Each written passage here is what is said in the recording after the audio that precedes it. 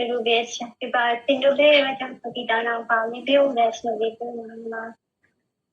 उमाज्ञानतिमिरान्धस्य ज्ञानाञ्जनशलाकाय चक्षुरुन्मीलितं येन तस्मै श्रीगुरवे नमः। जय श्री कृष्ण चैतन्य प्रभु नित्यानंद श्री अद्वैत गदाधर शिवासादि गौर भक्तवृंद। हरे कृष्णा कृष्ण कृष्ण हरे हरे, हरे राम राम राम हरे हरे। हरे कृष्ण।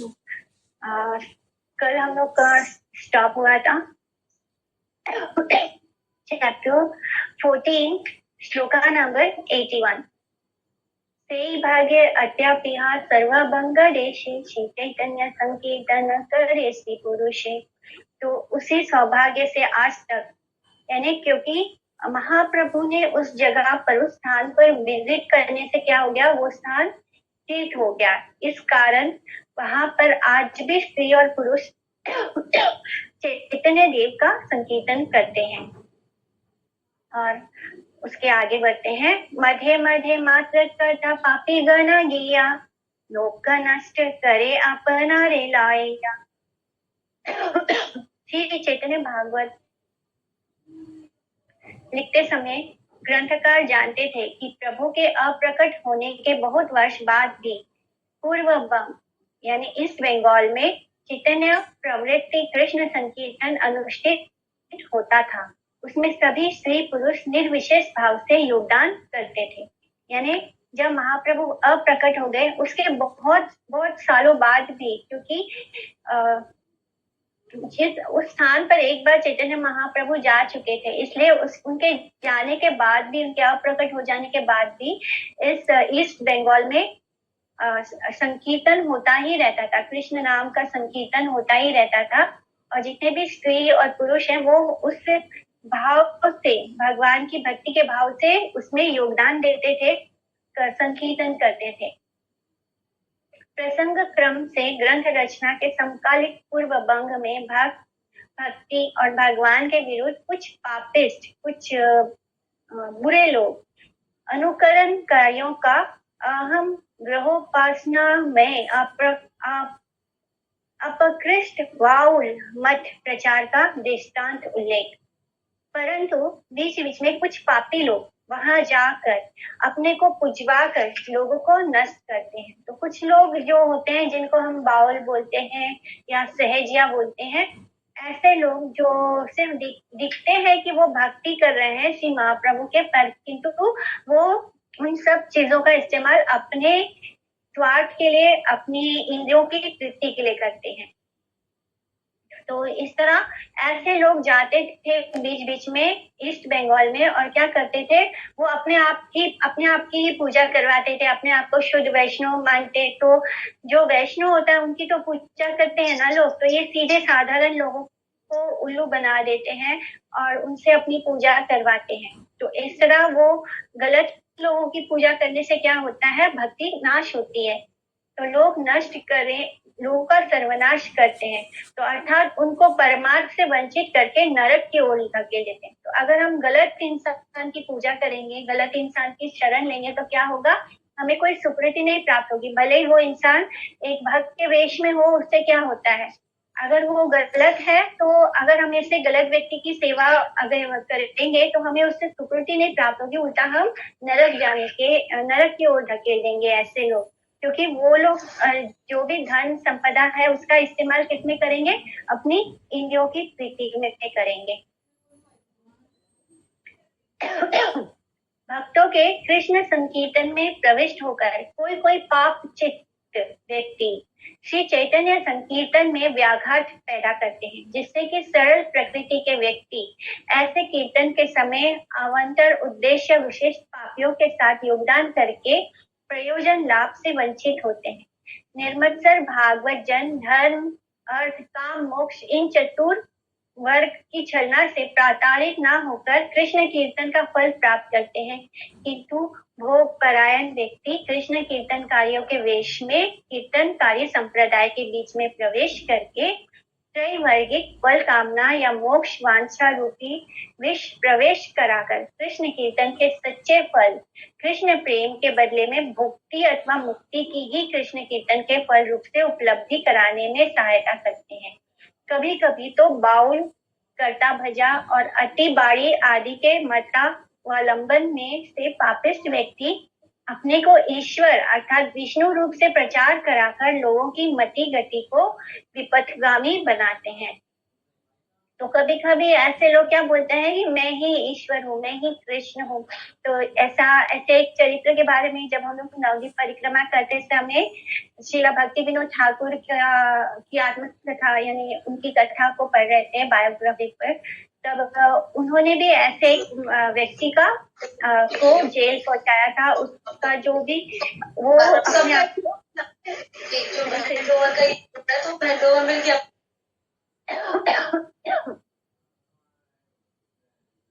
तो वो व्यक्ति भी वहां पर ऐसे ही करता था।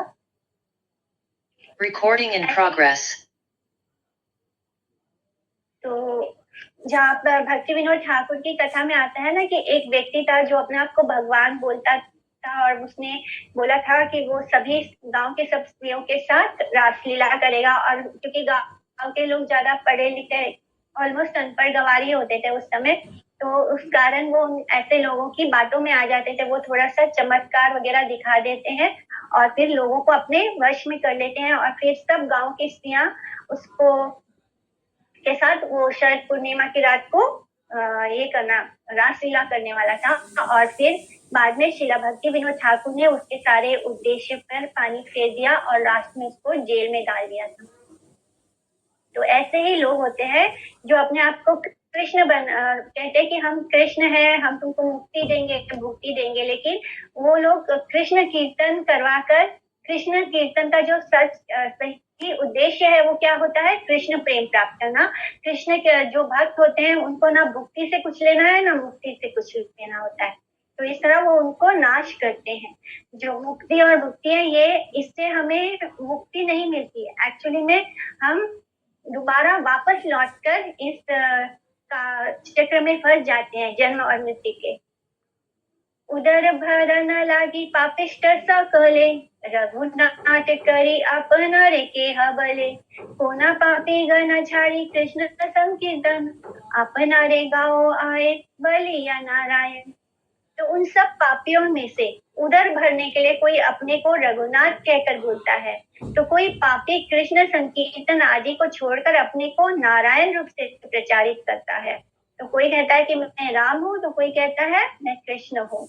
यानी उदर भरने के लिए यानी अपना पेट भरने, मतलब उन्होंने इसको बिजनेस बना लिया, ये जो भक्ति का बिजनेस। तो ऐसे लोगों की वजह से जो शुद्ध भक्त हैं वो भी बदनाम हो जाते हैं, क्योंकि उनको जो नकली होता है उसके पीछे तो लोग चल पड़ते हैं, लेकिन जो असली होता है उसको नकली बोलकर उससे पीछा छुड़ाते हैं। तो ऐसे गलत लोग जो होते हैं वो अपने आप को भगवान कहते हैं, लेकिन एक शुद्ध भक्त कभी अपने आप को भगवान नहीं कहेगा। वो क्या बोलेगा कि मैं भगवान का दास हूँ, दासानुदास।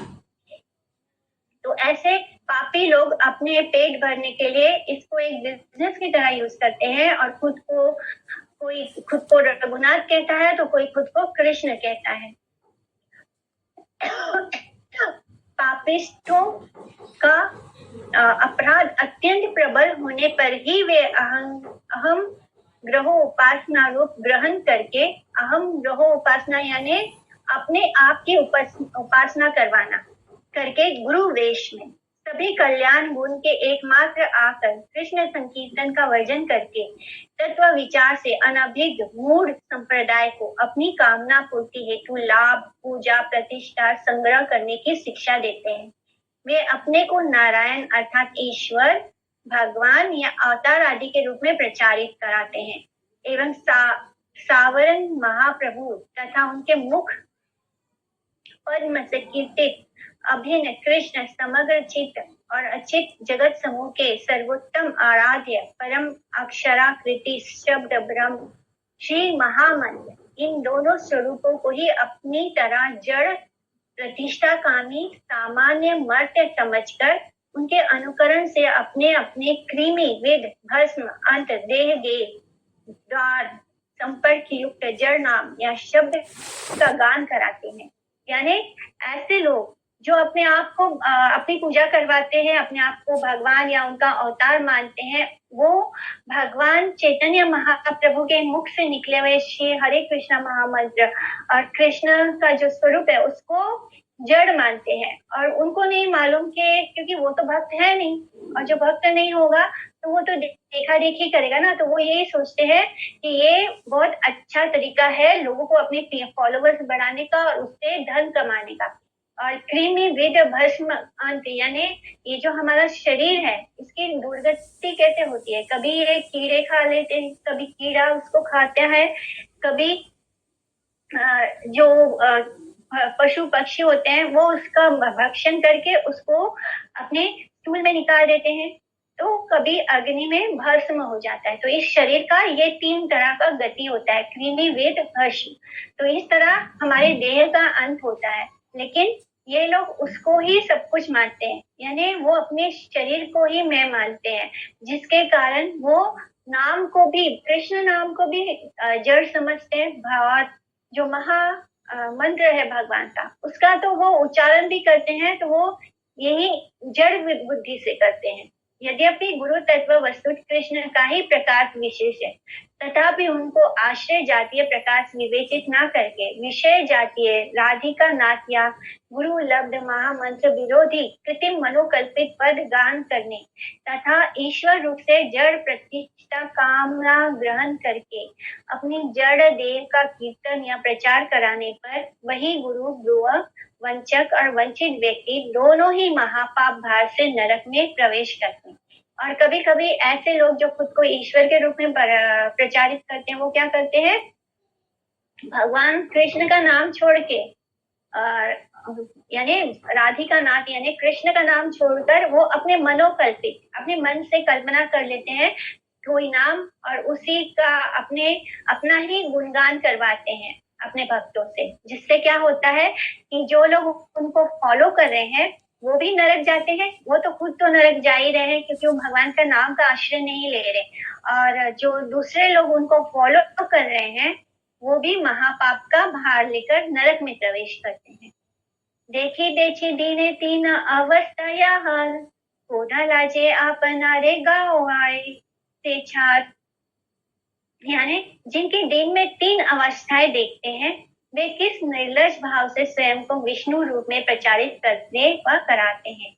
3 अवस्था यानी स्थूल, सूक्ष्म और कारण। तो हमारा 3 शरीर होता है, स्थूल, सूक्ष्म और कारण, जागृत, स्वप्न और सुषुप्त। एक तो अवस्था होती है जब हम जागते हैं, दूसरा होता है जब हम स्वप्न में होते हैं, और तीसरा होता है सुषुप्ति अथवा भूतकाल। वर्तमान जागृत, जागा हुआ, स्वप्न में सोया हुआ, और एक ना तो वो जागा है ना तो स्वप्न में है, जैसे बेहोश हो जाए कोई तो वो, और अथवा तीसरा क्या है, भूत, वर्तमान और भविष्य। इस प्रकृति और काल की शोभे 3 दशा है। तो ये 3 दशा होती है। एक तो हमारी 3 अवस्था होती है, फिर 3 अवस्था यानी स्थूल, सूक्ष्म और कारण शरीर। तो ये 3 अवस्था है हमारे शरीर का, ये तीनों ही जड़ है। फिर हमारी 3 अवस्था क्या होता है, जागृत, स्वप्न और सुषुप्त। और उसके बाद तीसरा है काल, भूत, वर्तमान और भविष्य। तो ये है इस प्रकृति और काल की शोभ्य 3 दशाएं।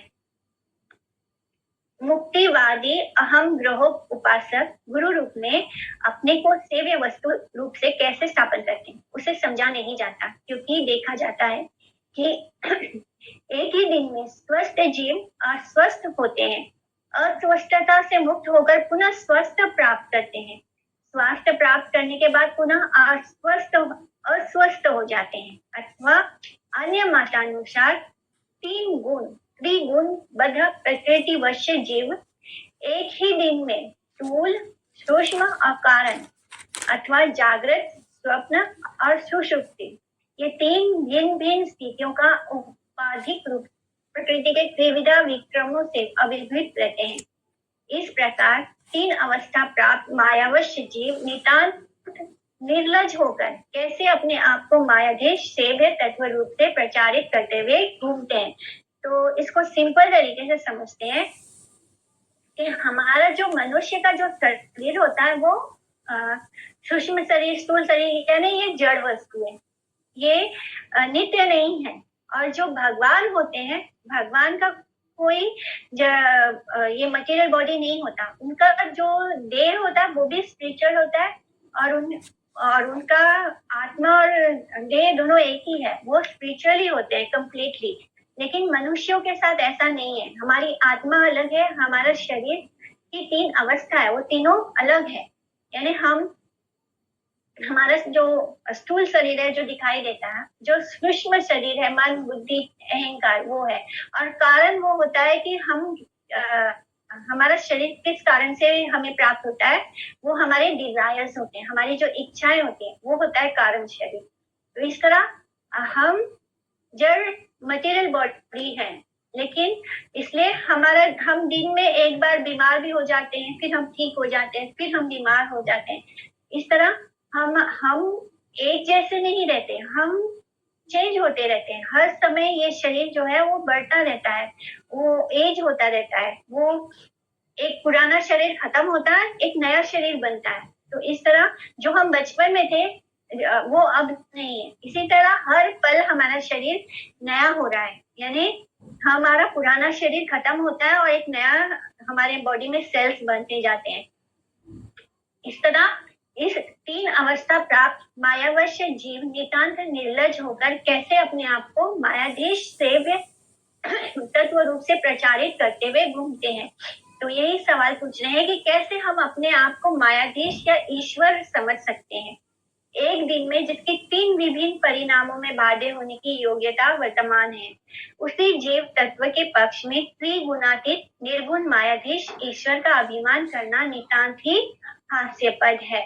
तो हम एक ही दिन में तीन अवस्था को प्राप्त कर सकते हैं। हम बीमार होते हैं, ठीक होते हैं, फिर बीमार होते हैं। तो इस तरह हमें एक ही दिन में हम तीन तीन अवस्था में पहुंच जाते हैं। हम कैसे अपने आप को ईश्वर मान सकते हैं। राड़े आरा एका महा ब्रह्म दैत्याचे अंतरे राक्षस विप्राकाचा मात्रकाचे।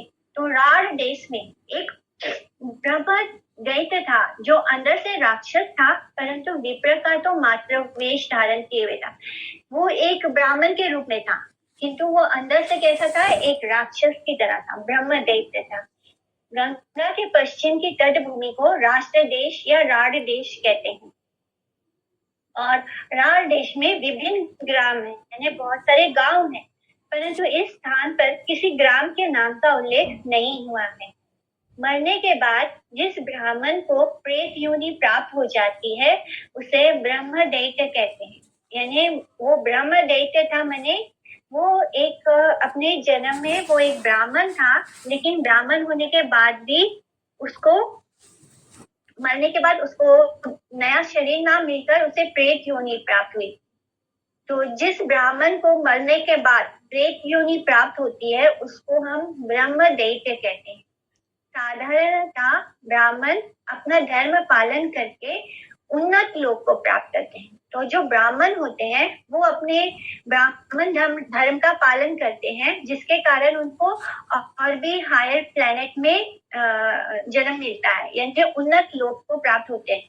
लेकिन जो लोग ब्राह्मणाचार वर्जित होकर दुष्कर्म में रत होते हैं, जो ब्राह्मण होते हुए भी अपना धर्म का पालन नहीं करते हैं और दुष्कर्म करते हैं, गलत काम करते हैं, उनको अपघात यानी एक्सीडेंट मृत्यु मिलता है।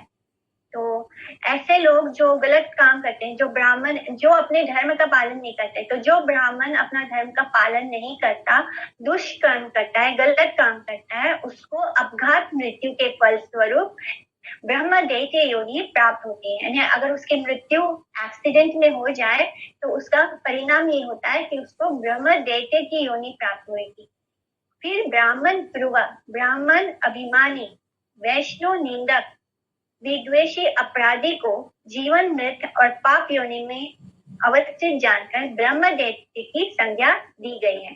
तो इसलिए ऐसे लोग जो अपने ब्राह्मण होने का अभिमान करते हैं, जो वैष्णव की निंदा करते हैं, वैष्णव निंदक, जो विद्वेषी अपराधी को जीवन मृत और पाप योनि में अवस्थित जानकर ब्रह्मदैत्य, यानी ऐसे लोगों को ब्रह्मदैत्य की संज्ञा दी गई है। उनको बोला गया है कि वो ब्रह्मदैत्य है, क्योंकि जो ब्राह्मण होते हुए भी अपने आप पर घमंड या अभिमान करते हैं, जो वैष्णव की निंदा करते हैं, ऐसे लोग अपराधी होते हैं। इसलिए इनको पाप योनि में जानकर इनको ब्रह्मदैत्य कहा गया है। प्राकृत शुद्ध ब्राह्मण सब प्रकार से वैष्णवता के ही पक्षपाती और अनुगत होते हैं। जो शुद्ध ब्राह्मण होते हैं, जो मटेरियल शुद्ध ब्राह्मण होते हैं, वो हर प्रकार से वैष्णवता यानी वो वैष्णव के पक्ष में होते हैं और उनके अनुगत में होते हैं। और वैष्णव विद्वेषी ब्राह्मण ध्रुव जीव दशा में ही प्रेत योनि को प्राप्त करते हैं, इसलिए उनको इस स्थान पर ब्रह्मदैत्य कहा गया है। यानी जो जो ब्राह्मण होते हुए भी वैष्णव से द्वेष करता है, वो इसका मतलब वो अपराध कर रहा है, इसलिए वो जीवित होते हुए भी क्या हो गया, प्रेत योनि पर प्राप्त करते हैं। वो जीवित दशा में ही प्रेत योनि को प्राप्त करते हैं, यानी वो जीवित होते हुए ही प्रेत योनि में चले जाते हैं। इसलिए ऐसे ब्राह्मणों को ब्रह्मदैत्य कहा गया है। इसी प्रकार के चरित्र वाला एक राढ़ देशी ब्रह्मदैत्य था, जो बाहर से ब्राह्मणाचार प्रदर्शन करके अंतःकरण में वैष्णव विद्वेष के फल से देव द्वेषी राक्षस रूप में परिगणित हुआ था। माने अगर आप ब्राह्मण हैं और आप वैष्णव से विद्वेष करते हैं, उनका अपमान करते हैं, उनको पसंद नहीं करते, तो ऐसा होने पर क्या होता है, आपके अंदर ब्राह्मण वाले गुण नहीं आते, आपके अंदर जीवित होते हुए ही आपके अंदर राक्षस जैसे प्रवेश कर गया हो, ऐसा हो जाता है।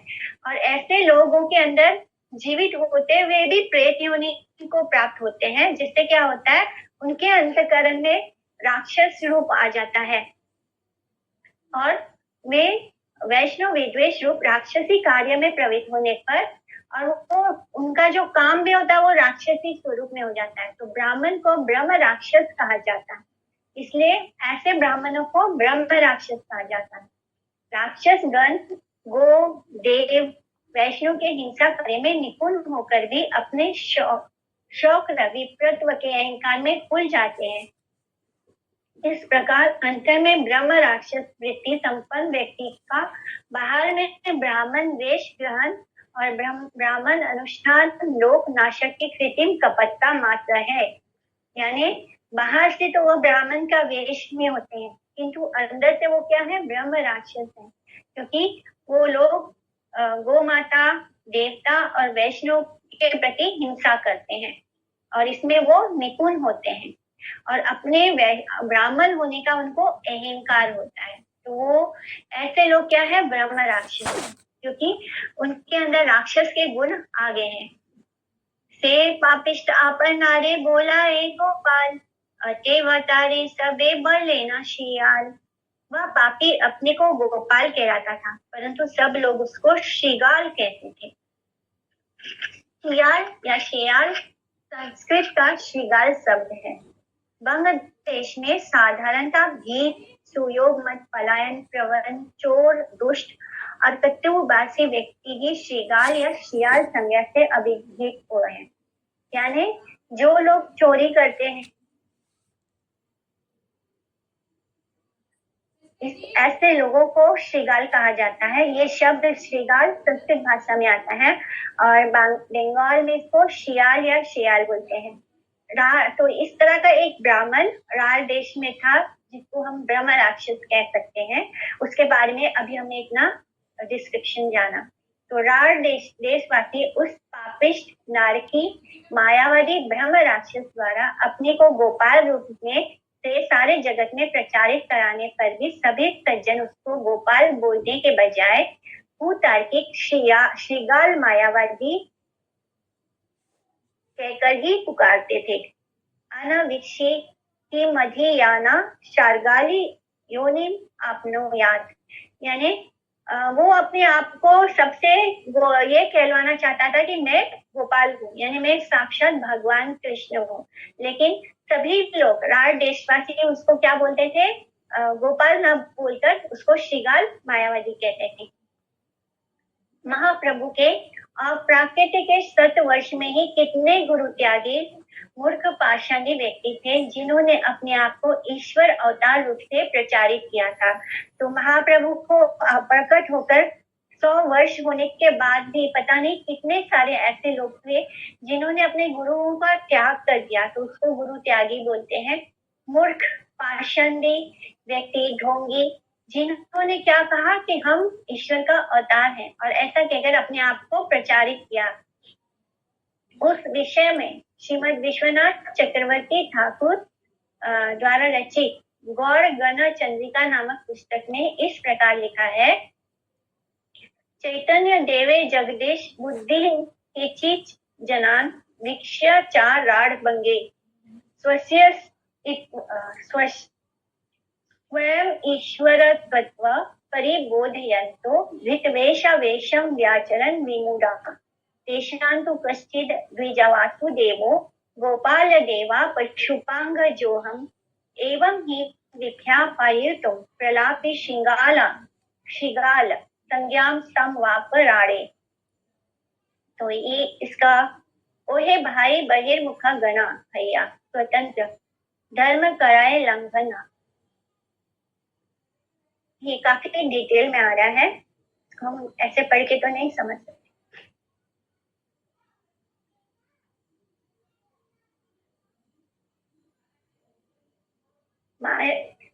जो मायावश जीव होते हैं, मायावश अज्ञ पाषंड जीव की अपने को ईश्वर, विष्णु या अवतार आदि संज्ञा में प्रचार चेष्टा रूपिणी अहम ग्रहो उपासना का विश्लेषण से खंडन किया है श्री जीव गोस्वामी प्रभु ने। तो इस तरह ऐसे लोग बहुत हमें मिल जाएंगे इस कलयुग में। हमें ऐसे बहुत सारे पाषंडी जीव मिलेंगे जो अपने आप को ईश्वर कहलाना चाहते हैं या वो अपने आप का अपना ऐसा ही प्रचार करते हैं कि मैं ईश्वर हूँ, मैं भगवान हूँ या मैं भगवान का साक्षात अवतार हूँ। जो लोग मायावश क्षुद्र जीवाधम को मायाधीश ईश्वर समझते हैं वे नितांत अधम है। तो अगर हम किसी मनुष्य पे इस प्रचार में उसका साथ देते हैं, अगर हम उनको भगवान या ईश्वर समझ लेते हैं, तो ऐसे व्यक्तियों को अधम कहा गया है। यानी जो फॉलो करने वाले हैं वो भी अधम, उनको अधम कहा गया है। एक तो वो है जो अपने आप को कहता है कि मैं ब्रह्म हूँ, मैं ईश्वर हूँ, मैं कृष्ण हूँ, मैं राम हूँ, लेकिन दूसरा वो है जो ऐसे लोगों को फॉलो करने वाले लोग हैं, वो भी अधम है। वो तो नर्क जाएगा ही जाएगा, नो डाउट, लेकिन जो उनके फॉलोवर्स हैं उनको भी वो उसी गड्ढे में गिराने वाला है, यानी वो उनको भी नर्क ही मिलेगा। इसलिए ऐसे पाषंडियों से हमें बचकर रहना है। भगवान के भक्त कभी खुद को भगवान या ईश्वर नहीं बोलते हैं। श्री चैतन्य चंद्र भी ने अनेरा ईश्वर ये अधम बले से इच्छा सोचियतर। तो जो अधम श्री चैतन्य चंद्र के अतिरिक्त अन्य किसी को ईश्वर कहते हैं वे तुच्छ सोचियतर पुरुष हैं। यारा नाम स्मरणे समस्त बंधशय। एक मिनट उसके बाद दुई बाहु तुली ए बलि सत्य करी अनंत ब्रह्मांड नाथ गौरांग श्रीहरि। तो मैं दोनों हाथ उठाकर ये सत्य बात कहता हूँ कि गौरांग श्रीहरि अनंत ब्रह्मांडों के नाथ हैं। तो जो ग्रंथकार हैं, जो शिला वृंदावन दास ठाकुर हैं, वो कहते हैं कि मैं दोनों हाथ उठाकर ये कहता हूँ, प्रमाणित करता हूँ कि श्री गौरांग श्री हरि ही अनंत ब्रह्मांडों के नाथ है। और कोई जो आकर ये कहेगा कि मैं ब्रह्मांड नाथ हूँ, मैं कृष्ण हूँ या मैं भगवान हूँ, तो उसको नहीं स्वीकार करना है। यारा नाम स्मरणे समस्त बंध क्षय, यारा दास स्मरणे और सर्वत्र विजय। तो जिनके नाम स्मरण मात्र से समस्त बंधन नष्ट हो जाते हैं तथा जिनके दासों के स्मरण से ही सर्वत्र विजय प्राप्त होती है। यानी वो गौरांग हरि जिनका हम नाम का मन में खाली स्मरण भी कर लिए तो हमारे सब बंधन नष्ट हो जाएंगे, और उनके जो दास हैं, उनके जो सेवक हैं, जो उनके भक्त हैं, उनका स्मरण करते हैं तो हम हमेशा विजय को प्राप्त करते हैं, यानी इस माया के बंधन से विजय को प्राप्त करते हैं। तो भागवत भक्त विभु चैतन्य श्री कृष्ण चंद्र के परमेश्वर तत्व का संदर्शन करके उच्च स्वर से उनकी महिमा का प्रचार करते हैं। सत्यनिष्ठ ग्रंथकार यानी श्री वृंदावन दास ठाकुर अति उच्च स्वर से श्री गौर सुंदर के अनंत ब्रह्मांड पतित्व का गान कर रहे हैं। ये सर्व देश काल पात्र प्रसिद्धि एवं प्रत्यक्ष दृष्ट और अनुभूत है कि निरअपराध भाव से श्री चैतन्य नाम के स्मरण प्रभाव से बद्ध जीव की समस्त दुर्वासनाएं श्रय हो जाती है, यानी नष्ट हो जाती है। हम जैसे जो बद्ध जीव है, जब हम भगवान श्री चैतन्य का नाम स्मरण मात्र करते हैं तो उससे क्या होता है, हमारे अंदर जो गलत चीजें हैं, जो आसक्तियां हैं, उसका क्षय होता है, वो नष्ट होती है, खत्म होती है। अर्थात अन्य अभिलाषा कर्म और ज्ञान से आबद्ध होने की बुद्धि से बद्ध जीवों को मुक्ति प्राप्त होती है। तो जो लोग कर्म और ज्ञान को श्रेष्ठ मानते हैं, ऐसे लोगों का जो दुर्बुद्धि है वो खत्म होता है।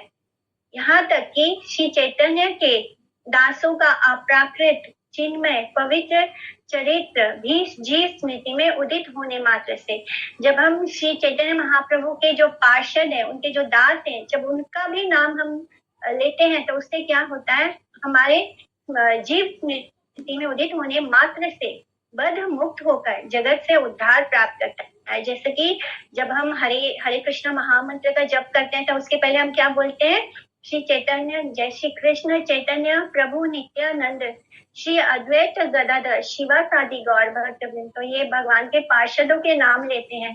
तो भगवान के जो पार्षद हैं, जब उनके नाम लेते हैं तो उनका नाम और उनका नाम का स्मरण करने से ही जो बद्ध जीव है वो मुक्त हो जाता है, उसका उद्धार हो जाता है। तो भगवान और भक्त की दोनों की महिमा है। श्री चैतन्य चंद्रामृत के 6 श्लोक में देवताओं द्वारा वंदित समस्त भक्त जिनके पाद पद्म निश्चित प्रेम रसपान में मत होकर ब्रह्मा आदि देवताओं का उपहास करते हैं, ऐश्वर्य आश्रित वैध भक्तों का भी बहुत पान नहीं करते तथा अहम ग्रह उपासक ब्रह्म ज्ञानी और अष्टांग योगियों को उनकी दुर्बुद्धि के लिए धिक्कार देते हैं। मैं उन्हीं गौरचंद्र को प्रणाम करता हूँ। तो जो योगी होते हैं वो भी भगवान को स्वीकार नहीं करते। जब कोई योगी सिद्धि प्राप्त करता है तो वो अपने आप को ईश्वर मान लेता है। जो मायावादी होते हैं वो तो भगवान को स्वीकार ही नहीं करते, भगवान का किसी रूप नहीं मानते, वो कहते हैं मैं ही भगवान हूँ। तो ऐसे सभी लोगों को लेखक ने, जो ग्रंथकार है, उन्होंने क्या कहा कि उनको धिक्कार देता हूँ, क्योंकि मैं केवल श्री गौरचंद्र को ही प्रणाम करता हूँ। सकल भुवन देखा यारा यश गाय, विपथाचारी या भजा है ना प्रभु पाए। तो सभी भुवनों को जिनका यश गान करते हुए देखते हो, हे भाइयों, विपथ का परित्याग करके उन्हीं के चरणों का भजन करो।